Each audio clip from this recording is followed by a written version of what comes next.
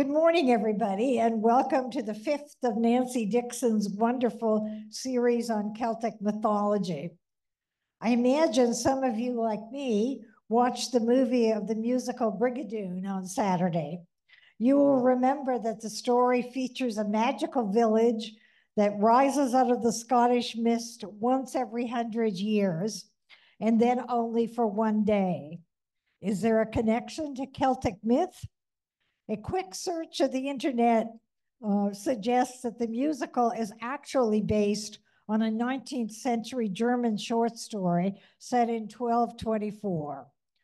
Whether one agrees with the experts, knowing a little bit about Celtic myths certainly gives one yet another perspective on Brigadoon, and it certainly added greatly to my pleasure in seeing the movie. Today, Nancy is introducing us to Welsh variations of Celtic myth, which I understand is a whole new world. Nancy.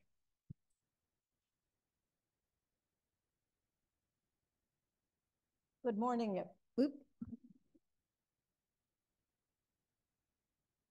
Good morning, everyone. Yes, we will be moving.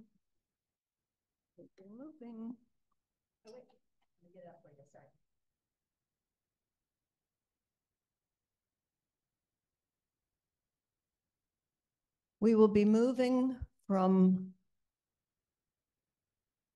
Ireland. Whoop. Yes, we'll be moving to the big black. Just click the right button again. Sometimes that happens when you hit both. Okay.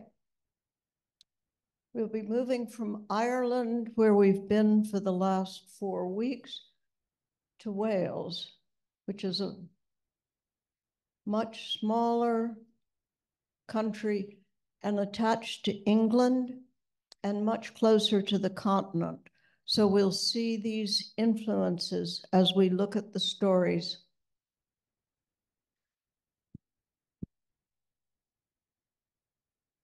Boom. It doesn't feel close enough, I can get in here. Hmm? If it doesn't feel close enough, I can get in here and get it. Look at the Celtic myth. The most famous of the compilations of Welsh myth are called the Mabinogion, which is divided into 4 branches or groups of stories. And these are the 4. We'll be looking at the first one today. The Welsh storytellers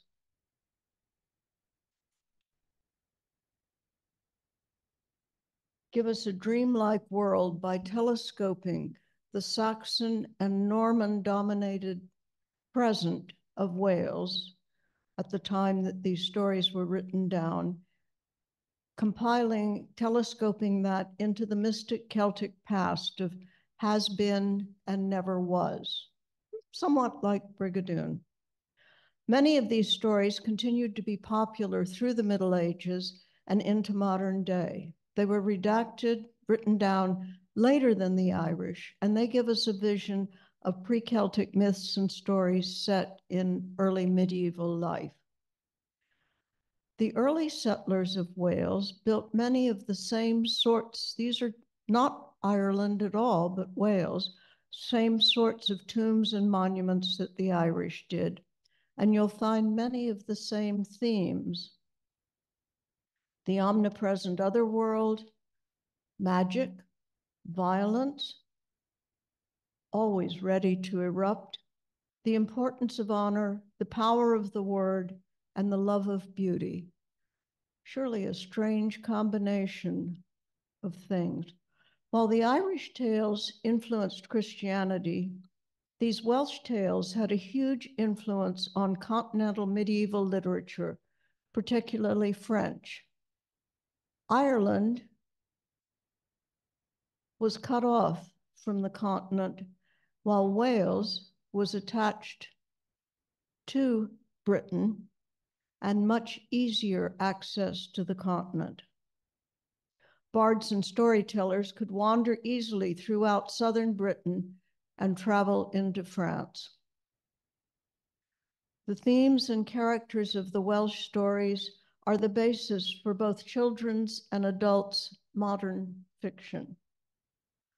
Beginning in the late 1800s with Lady Guest's translation of the Mabinogi and other early Welsh stories, because very few people outside of Wales actually speak Welsh. It's a very difficult language.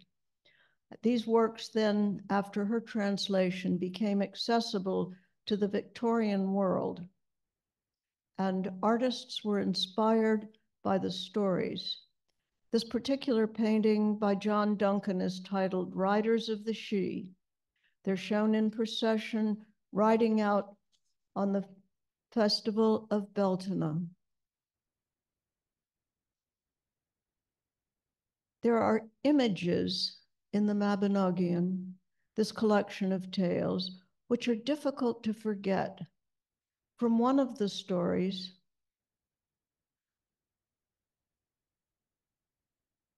on the banks of the river, Peredur saw a tall tree. From root to crown, one half was on fire, the other half was green with leaves. This image captures the essence of these medieval Welsh tales. We have the green leaves showing the rich beauty of the human world, the mortal realm, and the flames of the flickering, shadowy uncertainty of the other world. Finding the two together is emblematic of the tension and mystery which characterize all forms of Celtic story and art. And you'll see this in the story I'm going to give you today. The Mabinogi draws on the myth, folklore, history, and pseudo-history of Celtic Britain. These tales are set largely within the British Isles, but create a dreamlike atmosphere by telescoping the present into the mystic Celtic past of what had been and never was. In these tales, we find the first mention of Arthur, that Arthur, and three of them use Arthur's court as a backdrop, using ancient themes as material for the heroic and romantic exploits of three of Arthur's champions. And this summer, I'll be giving a course which goes from these Welsh tales, the first mentions of Arthur, up through all of his changes and modifications up until modern times. According to Geoffrey Gantz, a Celtic scholar, the Celts, true to their escapist nature, tended to view history as what ought to have happened rather than what actually did. And I think sometimes today we see a little bit of that. So we'll begin with the first story in the Mabinogi, a story which involves shape-shifting, a king who moves between the mortal realm and Arun, the Welsh otherworld, a disappearing foal and a disappearing baby, a magic bag, an otherworld woman, Rhiannon, who inspired a famous song of the same name that many of you may remember hearing Stevie Nicks belt out. But let's have the full story. So the big picture on the right shows all of Wales. The little red bit in the bottom corner of the smaller picture shows the kingdom of Dyfed.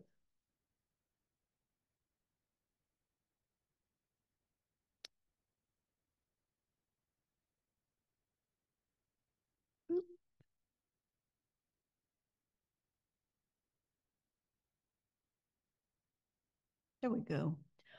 A prince named Pwyll. Okay, so if you look at that first word, I said Welsh was a difficult language. That's two L's together. It's not a typo, and it is pronounced as if you put your tip of your tongue at the front of the roof of your mouth, right behind your front teeth, and go.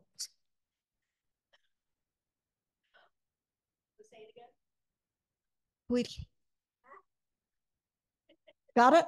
Good. There'll be a test later. So Tweedle once ruled over the kingdom of Dyfed. One day, he was out at his court at Arbeth. He decided to go hunting in a part of his realm that he hadn't visited recently. He set off on horseback with his hounds and companions. But when he got to the glen, he found he'd become separated from his friends and his dogs. He could hear the sounds of his hounds in the distance, but he also heard the barking of another pack coming toward him.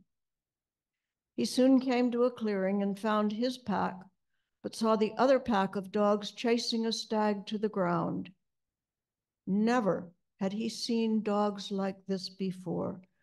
They were shining white in color, with red ears that stood out against their pale bodies.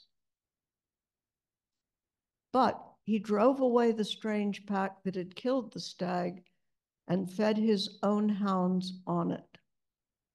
While his dogs were feeding, a horseman wearing gray hunting clothes came into the meadow on a large gray horse. "I know who you are," he said, "but I will not greet you." "Perhaps you are of such high rank that you need not greet me," said Tweedle. "That isn't it," said the man. "It's because you have been so discourteous to me. My hounds killed this stag, yet you drove them off to feed your own. I will not take revenge on you now, but I will have my poet satirize you to the worth of 100 stags." "My lord, I beg your pardon. What I did was wrong. Will you make peace with me?" "I may, if you do me a service. I am Araun, king of Anuvan. There is a king named Hafgan in my land who makes war on me continually. If you deliver me from this man, I will pardon your transgression." "I will gladly do it, but how can it be done?" "I will trade places with you. I'll give you my appearance and manner. You will become king of Anuvan in my place for a year and have my queen to sleep with every night. I have arranged with Hafgan to meet in battle a year from tonight, but you shall be there in my place. Give him only a single blow, and he shall not survive. Even though he begs you to give him another and finish him off, do not do it. A single blow will kill him, but many blows will make him stronger." "But what will I do with my own kingdom for a year?" "I shall rule them in your form. No man or woman will know I am not you." Once this was agreed, Araun then changed the appearance of Tweedle and sent him to his court, where he entered the magnificent halls and chambers of Araun, the other world, and was greeted there as if he'd always been lord over the place. The queen was the fairest woman he'd ever seen. They conversed over a sumptuous dinner, then went to bed. But as soon as they crawled under the covers, Tweedle turned his back to the queen and did not speak a word to her until morning. He was pleasant and kind to her every day, but every night for the year, he did the same as he'd done the first night. When a year had passed, Tweedle went to the appointed place to challenge Hafgan to single combat. They met in the middle of a ford, and with the first blow, he sent Hafgan tumbling to the ground, wounded with a mortal blow. "Kill me," demanded Hafgan. "You have defeated me, now finish me off." "Find someone else to do it," said Tweedle. "I will not do so." "My death is at hand then," said Hafgan. "There is no king in Anuvan but you." Tweedle then received the homage of Hafken's nobles and rode away up to the meadow where he had first met Around. "Greetings, Poodle," said Around. "How do you fare?" "Well, my lord, I've done as you asked me." "You have my thanks and my friendship forevermore." Around then changed Tweedle back into his previous form and returned to his palace, where he embraced his queen and took her to bed at once, making love with her through the night. When she asked him the next day why he had waited a year to take pleasure with her, he was amazed at the continence and friendship Tweedle had shown. Then he told her of the entire adventure. Meanwhile, Tweedle returned to Arbuthnot, his own kingdom, and learned that it had been ruled in justice and honor while he was gone. He revealed to his nobles what had happened during the last year and who had ruled over them in his place. From that day forward, Tweedle and Around were the best of friends because of his excellent rule over Around's realm for a year, and he came to be known henceforth not as Tweedle, Prince of Dyfed, but as Tweedle, King of Anuvan. Sometime later, Tweedle was in his court at Arbuthnot, holding a grand feast. When dinner was over, he went to a nearby place called the Mound of Arbuthnot. "Lord," said one of his nobles, "it is well known that whoever sits on this mount will either suffer a grave injury or see a marvel." "I'm not afraid of injury," said the king. As he sat there, he suddenly saw a woman in a golden silk brocade riding past on the road below him on a majestic white horse. To all who watched her, the horse seemed to have a slow and gentle gait. Tweedle was struck by the beauty of the woman. "You there, go down and find out who she is," he ordered. One of his men did so, running down to meet her on the road. Somehow, though, she passed him before he arrived. He ran after her as fast as he could, but the faster he ran, the farther away she was, even though she looked for all the world as though she were barely moving. The man returned to Tweedle and told him it was impossible to catch up with the woman. Tweedle then sent one of his men to chase her on a horse. But again, no matter how fast the man was, he could never reach her. The woman then disappeared, and Tweedle went back to his court with his men. The next day, he returned to the mound to sit with the swiftest horse in the kingdom. The woman on the white horse appeared again on the road, so he sent his best young rider after her on his swiftest horse. She rode at the same slow, steady pace, but the lad could not catch her no matter how fast he pressed his mount. Tweedle returned to his feast to spend the night and drink, but the next day he returned to the mound with his own horse.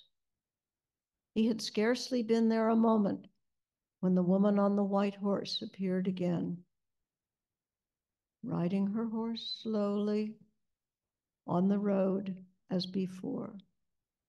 He mounted his horse and set off after her, but he had no more success in catching up with her than any of his men had. At last, in desperation, he called out to the woman, "Madam, For the sake of the man you love the most, please wait for me. She stopped then and looked at him. I will gladly wait for you, she said, but it would have been easier on your horses if you'd asked me earlier. Your pardon, my lady, but who are you and why do you travel this road? I am Rhiannon, daughter of Hyphid Hen, she replied. I traveled this road to see you. I have watched you my entire life and love only you. I come to ask you a favor. If it is in my power, I will do anything in the world for you. I swear, of all the women in the world I have ever seen, none do I desire to be with more than you. My favor, then, she replied, is that you set a date to marry me. The sooner the better, Weedle replied. Let it be a year from tonight.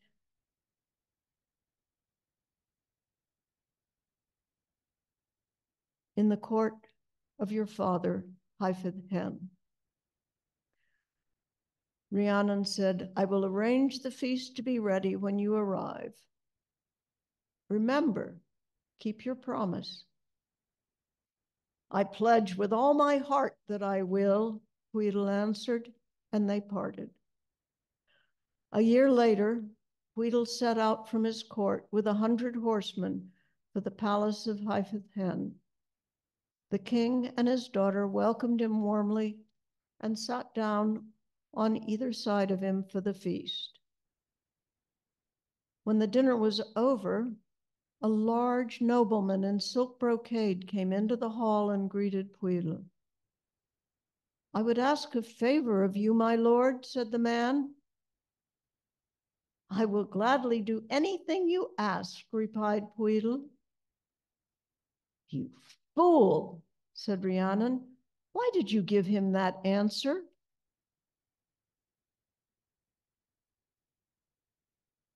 Ah, but he did so in the presence of the whole court, replied the stranger.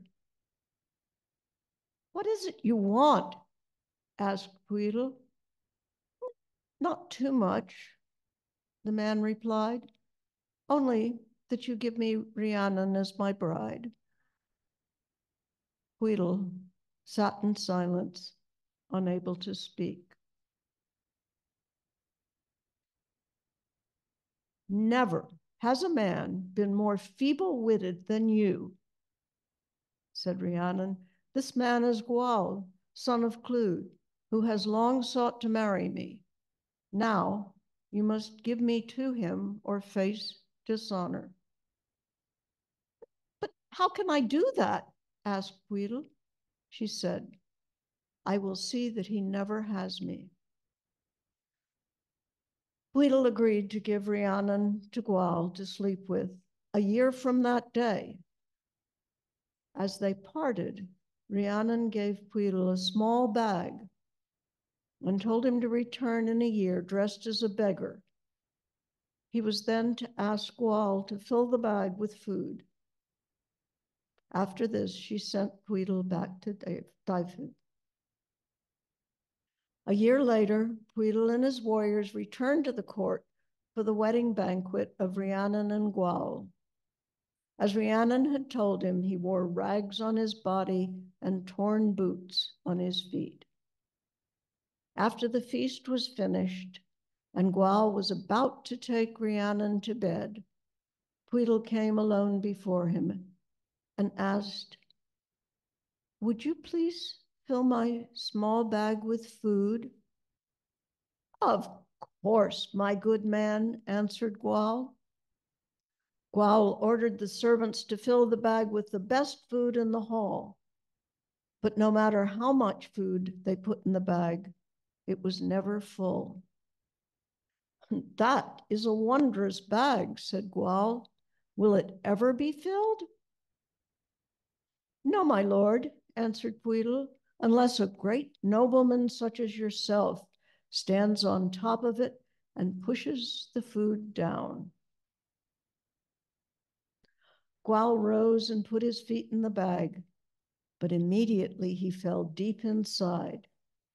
Quickly, Pwyll tied the bag at the top and called his men from hiding. Then he ordered them to beat the bag with sticks. Gwawl shouted and cried for mercy, but Pwyll and his men did not stop until Gwawl agreed not to marry Rhiannon nor seek vengeance against Pwyll. He was released and left the court of Hyfryd Hen forever. Pwyll took the place of the bridegroom at the table next to Rhiannon. Afterward, he went to bed with her and spent the night in pleasure and love. In the morning, Pwyll rose and took his new queen back to his court at Arbroath. Pwyll and Rhiannon ruled the land together in happiness for the next 3 years. And you'd think this might be the end of the story, but it's a Celtic story, so the nobles of the kingdom began to grumble that it was not fitting for their lord to be without an heir. "You are not as young as you used to be," they reminded him, and they urged him to take another wife so he might have a son to rule after him. Pwyll urged them to be patient and give Rhiannon another year to become pregnant, to which they finally agreed. Just before the year was done, Rhiannon gave birth to a son, and the land was filled with great joy. 6 women were brought to the palace to help the queen care for the boy. But one night, when they were watching over the child, all 6 of them fell asleep. And when they awoke, there was no sign of the child anywhere. "We will be slain by the king for neglecting our duty," they all cried. But one said, "No, there were puppies born in the court last night. Let's kill them and spread the blood over the queen while she sleeps and say that she killed her own son. That way we will escape punishment." They all agreed and followed the plan. When Rhiannon awoke, she asked for her son, but the women said she'd killed him in the night. Now the queen knew this wasn't true, but the tale of the women spread through the kingdom so that Pwyll was forced to punish his wife. She was tried by the elders of the land and condemned to sit on the mounting block beside the gate of Arbroath for 7 years and tell all those who passed that she had murdered her own child. Moreover, she was forced to offer to carry visitors on her back like a horse from the gate to the great hall of the palace. Only rarely did a man allow himself to be carried.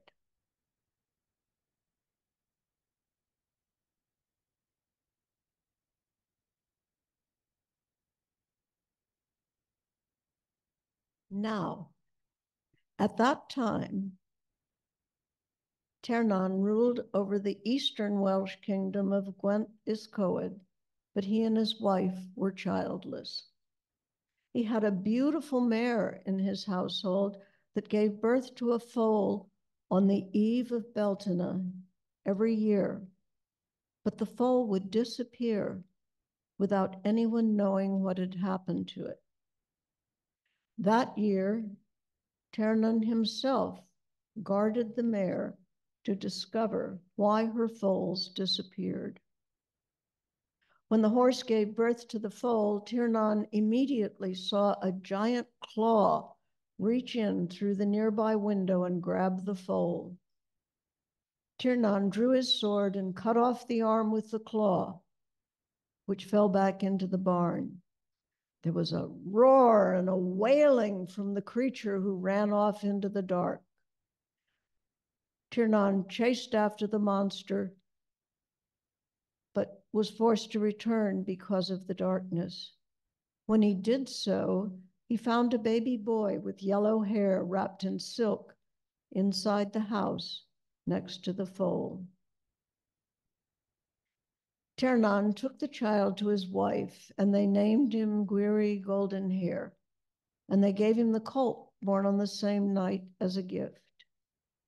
Tiernan and his wife soon heard the news of Rhiannon and her son. They looked closely at their child and saw that he was the very image of Pwyll.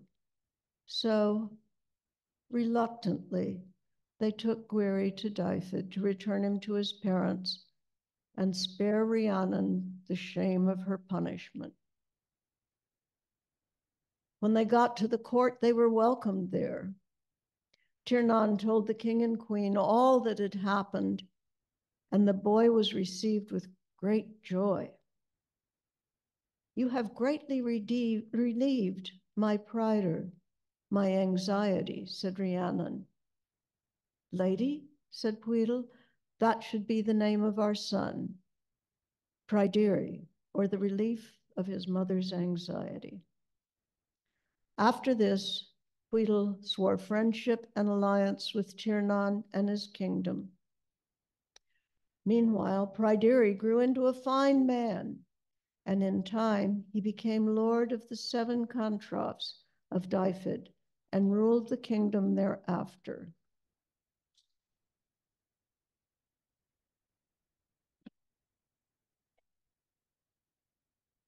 Now, you probably heard echoes in here of many other stories that you've heard. And I'd like to pause for a moment and just ask for a few of them if anybody is willing to volunteer or if anyone's memory goes back that far. Nope.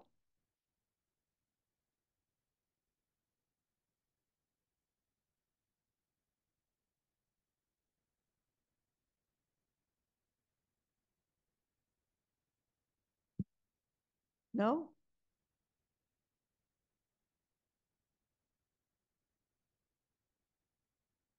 Cuchulainn, the birth of Cuchulainn happened the same night as horses were born. The goddess Hippona was sometimes seen as a horse, and Rhiannon takes on the guise of a horse and being forced to carry people to the castle.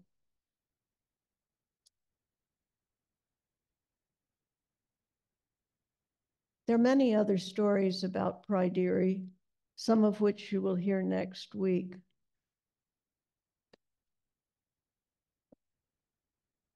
But all of the ones I wanted to tell you were too long to fit right here at the end, and I know you wouldn't want one of the stories broken in the middle. So here's a piece of a story. Bendigeid Fran,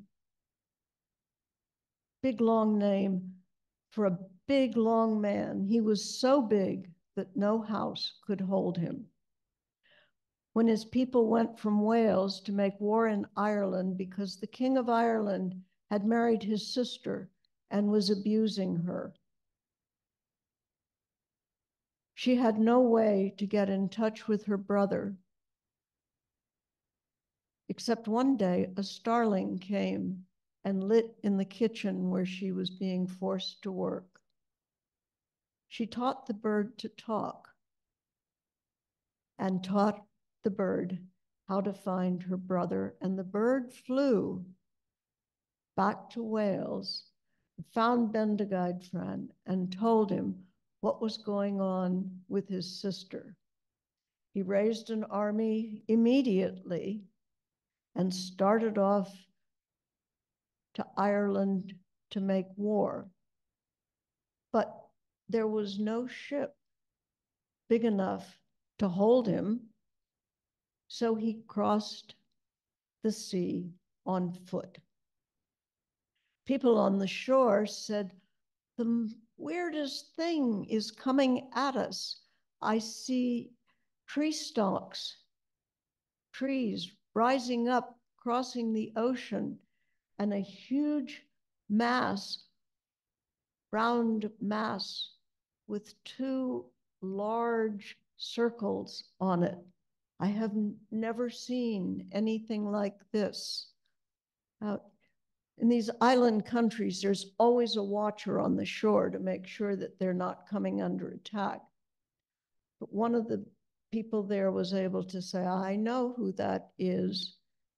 The big circle is Bendigeidfran's head, and the masts of the ships are the trees that you see coming across the sea. The invaders were able to capture Bendigeidfran's sister, return her to her home, but she was so heartbroken at the treatment she'd received that the minute her feet touched land, her heart broke and she died. But Bendigeidfran continued to protect his country, but after many years, he was dealt a fatal blow. He told his men to cut off his head and keep it with them. Now, Bendigeidfran's head continued to speak and laugh and was as good a companion as it had been when he'd been alive. 7 years passed, and the troop set out again to go to a great castle that looked out across the water toward Cornwall, and looking toward the French coast. But the door that faced Cornwall was always kept closed. The men feasted and drank with the head of Bendigeidfran, who told them wonderful stories until they lost track of the passing of time. Although 80 years had passed.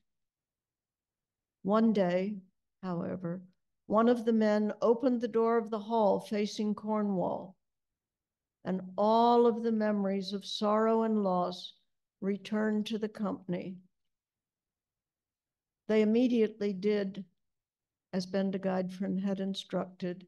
They set out for London and buried Bendigeidfran's head facing south as he had instructed, so he might serve his land as a protector, even in death. The site where his head is buried is now covered with the Tower of London. So you've probably visited Bendigeidfran's head and you didn't even know what you were doing.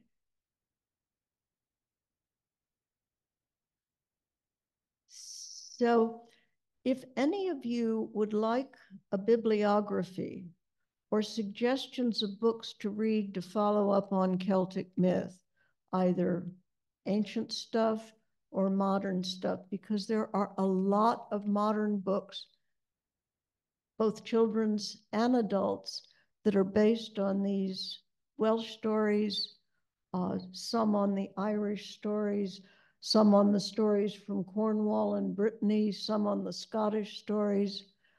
If you have a particular interest, because I know in this short 6-week period, I haven't been able to visit all of the Celtic nations, please let me know. And I'll either bring copies to the last class or put them in your cubby. Just let me know. We have any questions or comments?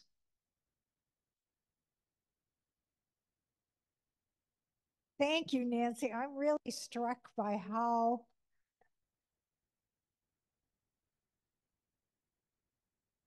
sorry, I didn't hear what you said. Yeah. I'm really struck, Nancy, about what creative storytellers the Celts are. And that is, I just made a little short list. disappearing children, food bags that are never full, talking heads, stories with unexpected endings.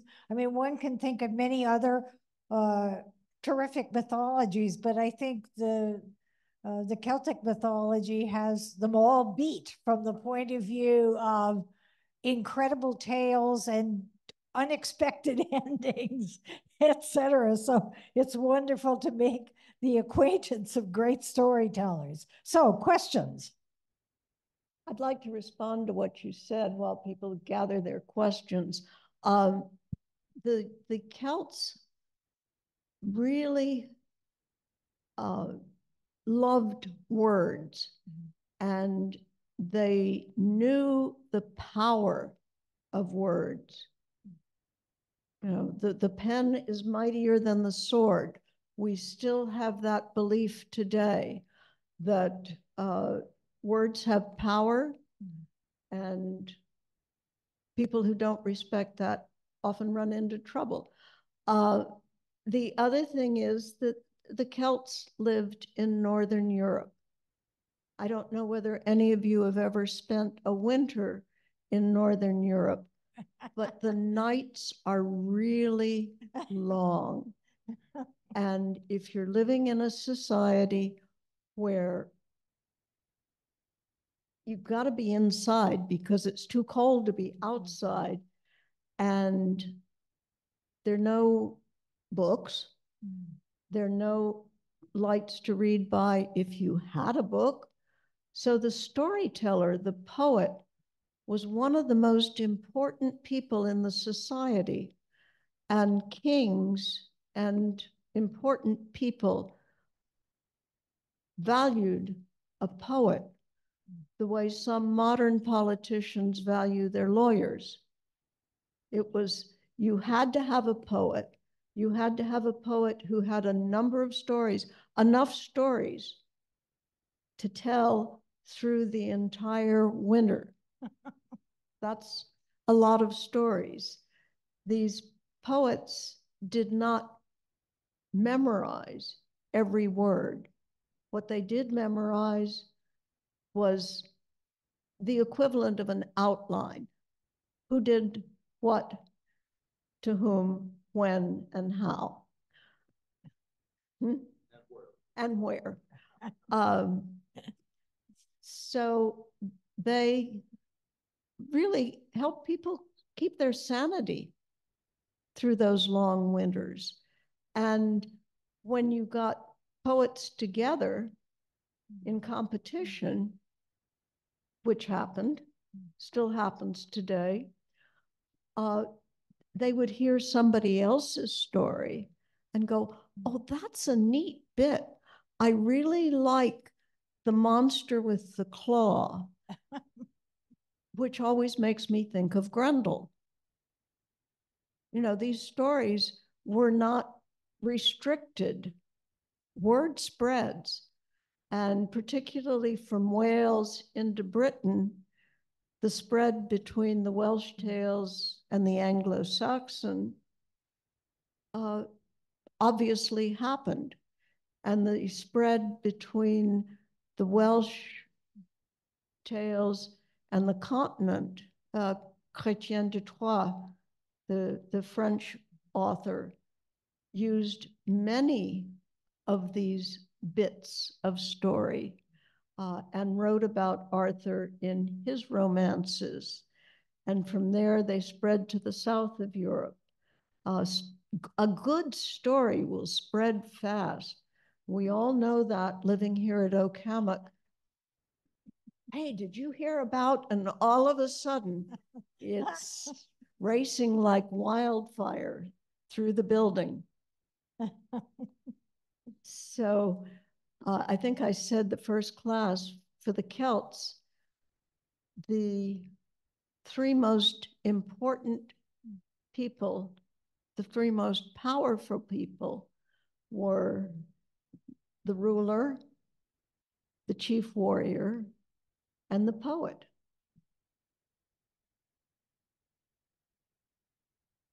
Do we have questions? Yes.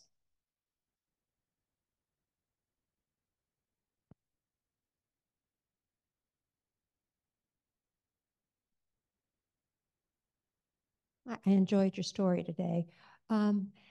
It seemed like today the rulers, the kings and all, were all very honorable men. They respected each other's wives, whatever. The one returned the son that he knew had been stolen from the other. So these are honorable characters. And often in mythology, they're not honorable. They're one man trying to deceive the other and repeated and repeated. Is this just by chance what happened in this particular story, or is it the Celtic stories were more honorable characters? Oh, golly. Let's see. Honor was one of the most important, or maybe the most important thing to the Celts. Tweedle, through his own stupidity, is faced with the fact that he's got to give the woman he loves to another man, because otherwise he would be dishonored. Each person in Celtic society had what was called an honor price. That's the way it's translated into English. But what it really is, if you do a direct translation, was a face price, which connects with the fact that the head was considered the seat of the person, the seat of the body. I don't think that these, okay, so in these stories, honor is important, but the fact that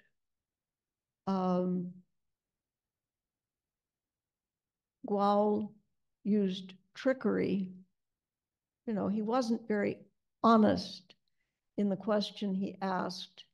So you have people working within the letter of the law to keep their honor, but not the spirit.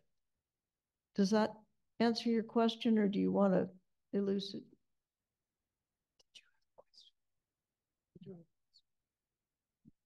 Okay, I think we have another question here. Yeah, yes, I usually think of a Welsh mythology being the ideas of King Arthur and the Round Table. Is that something that came later? And is King Arthur some sort of a historical figure? I'm sorry, I don't often say this, but could you repeat your question with the microphone a little bit farther away from your face? I'm getting distortion. Well, when I think of too far away. Too far away. Okay. I'm sorry. But when I think of Wales, I think of King Arthur and the Round Table. Now, did the myths of those sort of myths come later in history? And is King Arthur perhaps an historical figure?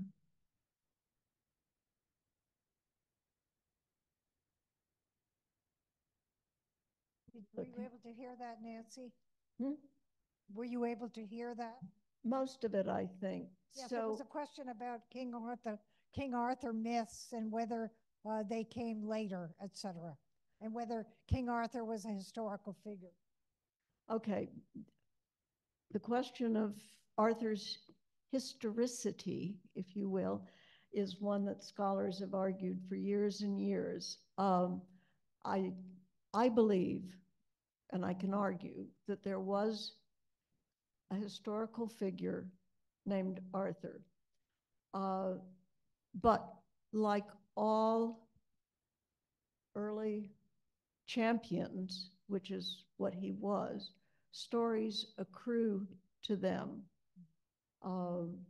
They're stories that have come from elsewhere that accrued to Cuchulainn. Oh, this would be a good thing for him to have done. Remember, I said the history that the Celts wrote was what ought to have happened, not necessarily what actually did. The stories of Arthur and his Knights of the Round Table did in fact become popular later, but they rose out of this big cauldron, this big pot of myth that Joseph Campbell talks about being out there, and bits keep getting added into the cauldron. The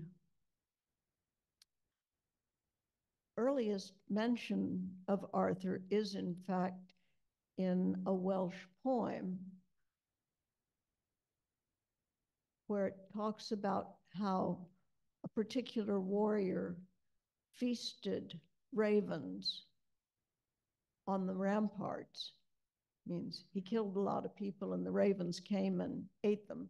He feasted ravens on the ramparts, though he was no Arthur, which is setting Arthur up as the epitome of the fabulous warrior.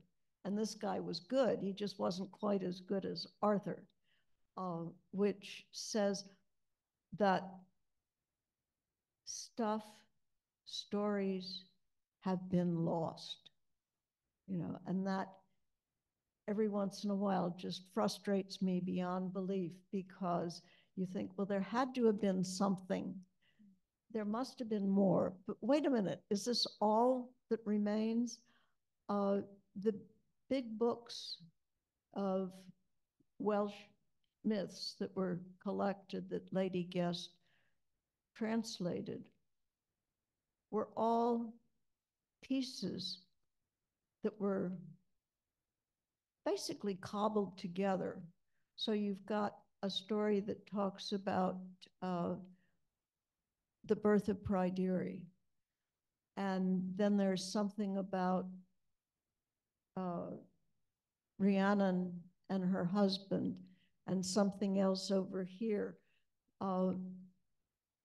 You've got to remember that during the time these stories were being written down, the Vikings were raiding. And sometimes when they came, they just robbed people, and other times when they came, they burned everything. It's like the Great Fire in the library in Alexandria, where we lost hundreds of documents that we'd love to have today. Some of the poets, like Greek poets like Sappho, the only way we really know anything about her is because other people referred to her. So when you start looking at these ancient myths, it really is a patchwork. And some things survived and some things didn't. I don't know whether you remember, but probably many of you do. I had grown up believing that the Bible was the Bible and that was what there was. And then all of a sudden, these archaeologists found scrolls in a cave somewhere in the Middle East that added other books to the Bible. How can that be? Well, early books particularly, are compilations of things that are put together to create a whole for the person who's putting them together. And that, I think, has to be stressed, particularly when we're looking at pagan Celtic myth that was written down by Christian monks and scribes. One of the reasons that there is no Celtic creation story is because the people writing down these stories of their past could not bring themselves to write something that flat out contradicted their new religion. They skated very close to the edge sometimes, and they wrote in the margin, well, I don't really believe this, but this is what I've heard. But when it came to something that just was in total contradiction to their religion, we have no record, none. Nancy, this summer you'll be exploring more that question, right, with your series on King Arthur? Will you be exploring that question of King Arthur more this summer? Oh, absolutely. Yeah, if you're interested in King Arthur, by all means, join me this summer because we'll be taking Arthur from Wales to Broadway.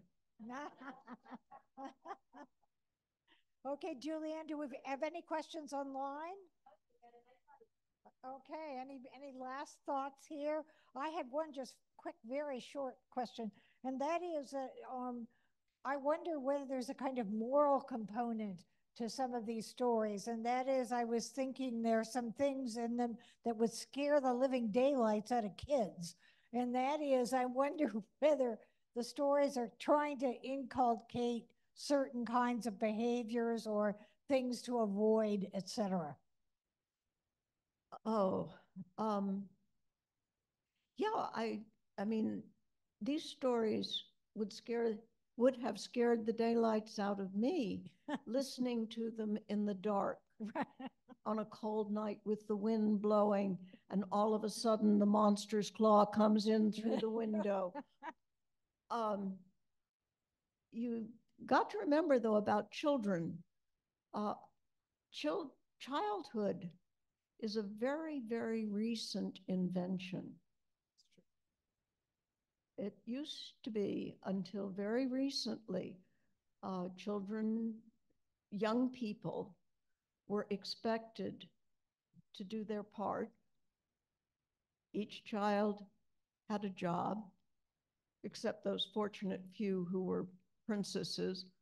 But even there, they had to learn all the arts of entertaining warriors to keep the violence level down, how to take care of themselves.